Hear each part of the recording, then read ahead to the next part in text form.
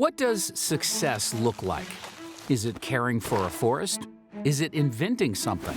Is it marching for people's rights? Success looks different in each of these people's lives, but they all worked to overcome obstacles and achieve something they believed in, their goals. Charles Clark spent his life cooking up his recipe for success with ingredients that might be a bit surprising. From a young age, Charles Clark, or C.B. Clark as some knew him, learned the importance of these not-so-secret ingredients from his parents. They taught him about working hard and working smart. This forward-looking attitude would help him get through life's challenges. When times became sorrowful, he chose to be strong, not only for himself, but for his mother. Charles did what he could to help support her as they moved to Neenah, Wisconsin. He found that helping others added flavor to his recipe for success. In fact, the day the Clarks arrived, Charles went to a furniture factory looking for a job. When the owner told Charles none were available, Charles argued there must be some way he could help in the shop. Impressed by Charles' determination, the owner said he could begin the next morning. Charles did not want to wait. He started that day. Charles earned $7 per month working in the factory. He gave his earnings to his mother.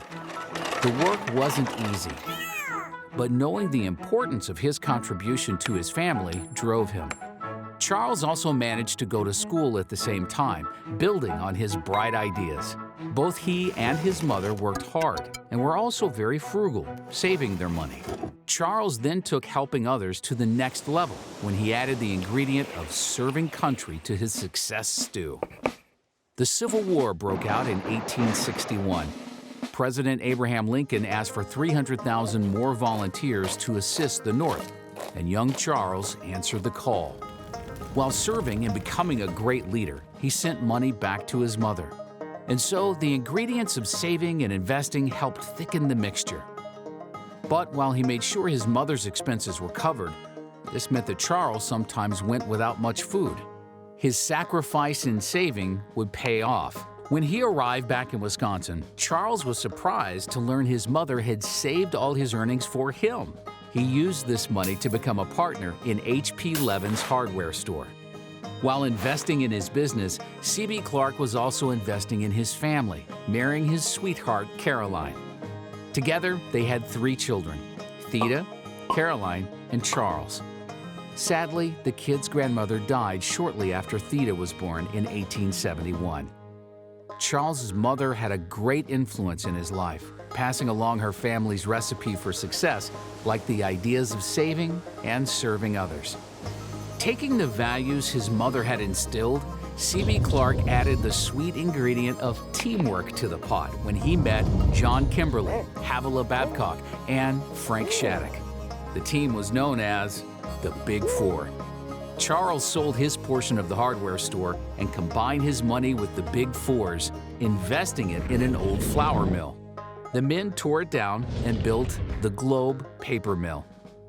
The Big Four took modest salaries so they could reinvest the business's profit back into the company to help it grow. They identified the skills they were good at and taught each other these talents so that they could each help manage the new paper mills. Kimberly-Clark and Company became a paper powerhouse. The Big Four explored the latest and greatest technology for their mills and shifted from using shredded rags to ground wood for pulp. C.B. Clark kept very busy. However, serving the community was an important step in his recipe for success. He was a volunteer firefighter in Neenah and served as the community's mayor from 1880 until 1882. Later, Charles was a representative in the Wisconsin State Legislature and then in the U.S. House of Representatives. C.B. Clark fought to protect Oneida land from the land grabs. Charles also backed Belle and Bob La Follette in their support of voting rights for women. He stood for what served the community best. Charles died in 1891 while visiting his hometown. His philanthropic traditions did not die with him as he passed on his giving ways and serving attitude to his children. Theda, Caroline, and Charles continued to support their community, including the libraries and opera house. After Theda died, she left her fortune to building a hospital called Theda Clark Hospital. C.B. Clark truly believed that the best happiness we get in this world is in making someone other than ourselves most happy.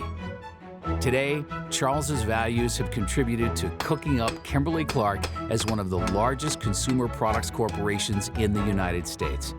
His success wasn't wrapped up in how much money he made. Rather, Charles's success was in how he could serve others, his community, and country. Now that's one way to cook up success.